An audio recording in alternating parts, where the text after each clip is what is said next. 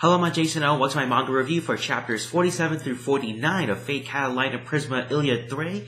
And so with these three chapters, we are continuing I won't say filler exactly, but it's more of the intro to what's going on for the plans for the Ainsworths and preparing for that plan as well. Big Rin chapter, chapter 48, where she got to really shine and really show why she's a great character. She really deduced all of the things that are going on with the Ainsworths. She didn't really have an end game inside. She didn't really put all the pieces together, but she put the foundational pieces together to sort of reveal the plans for the Ainsworths. They definitely made allusions to Pandora's box. They really did make a nice, faithful I don't want to say adaptation, but still interpretation of the mythology of Pandora and Pandora's box. Definitely, just one of the things I love about the Fate series, really take on these all the mythology, and really taking their liberties when they can, but also bring a faithful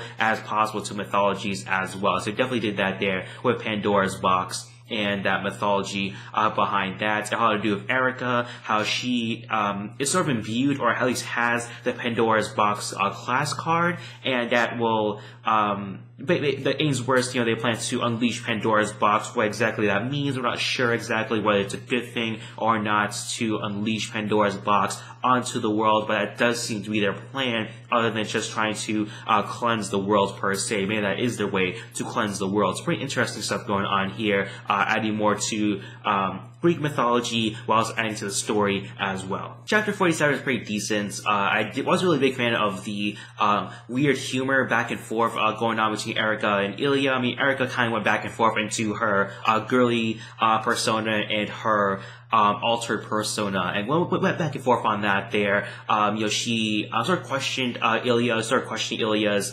motives, and also whether she has the sort of guts to kill her or not, because she did say that death is salvation.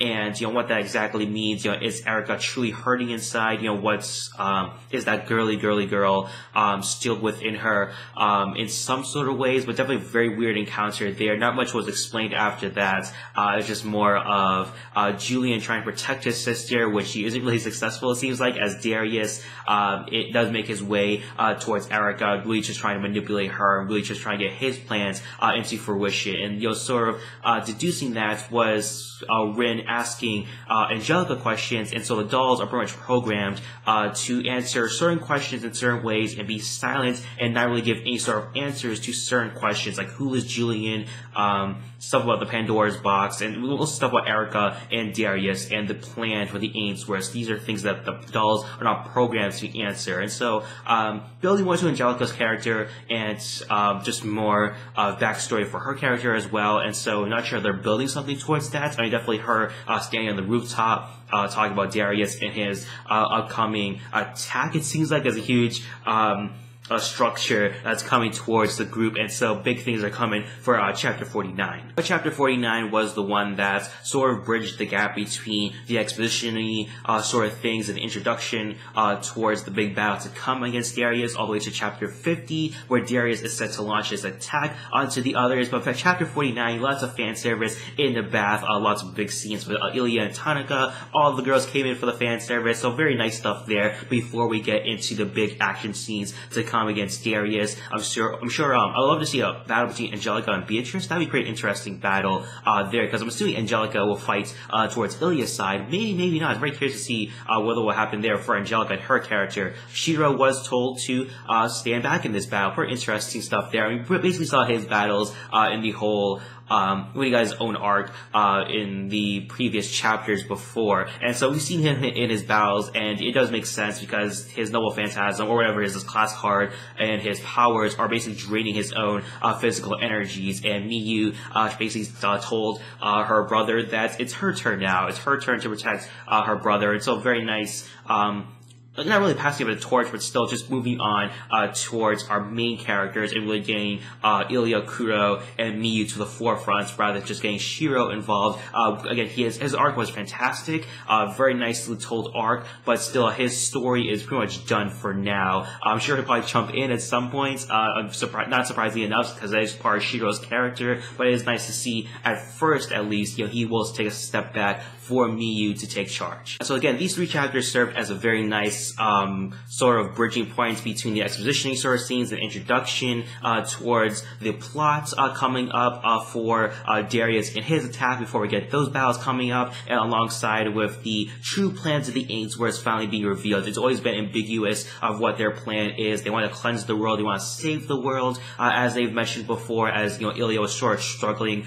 with when she was trying to save Miyu, of her being a sacrifice for the Holy Grail. But it turns out there's a lot more than that, just the Holy Grail. Looking for Pandora's box, something that has been opened in this parallel universe. And so what the repercussions of that will be, we're very curious to see, to find out on all of that there. But as for rate for these 3 chapters, giving all of them for an average score of a B-. Very nice chapters, some very confusing things with Erica and Illya and their encounter, and just it was nice comedic scenes, but at the same time they weren't really explained, why Erica's going back and forth into her personas, and the whole I'm sure the death angle with Erica will probably be explained as Illya and Erica do confront each other, and also, what's going on with Julian. Is he truly dead or not? Is Darius truly taken over?